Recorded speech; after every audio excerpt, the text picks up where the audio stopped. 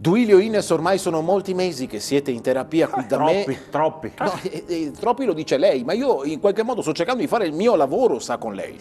Ma voi dite di non avere nulla in comune. Niente.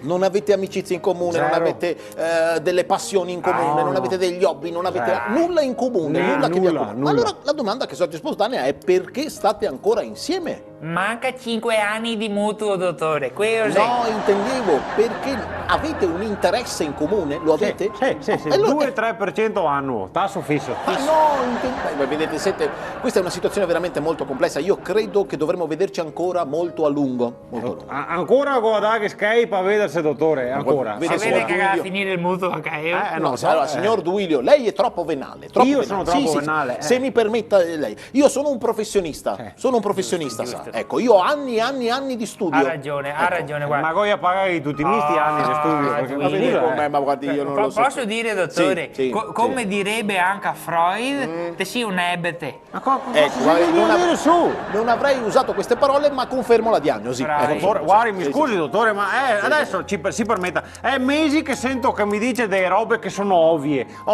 Allora io dico, se devo spendere Skype per ascoltare robe che sono buone da dire anche a me, mi scusa, ma dottore, con tutti i problemi che abbiamo come coppia, ormai posso fare il terapeuta anche a me. No, signor andiamo Duilio, a- mi permetta di dissentire. Te che hai fatto venire mal de pancia adesso che da di sentire. Scusa, dottore, non si agita, Ma dottore. no, non è quello, no, io sto benissimo, ma io quello che le voglio dire, signor Duilio, è che non è che basta vedere una coppia per diventare terapeuta. Beh, ma immagino che non sia. basta scrivere una poesia per diventare poeta, non basta cantare una canzone per diventare cantante, capisce? Quindi praticamente Tino te sei un ginecologo. Ah no, sicuro.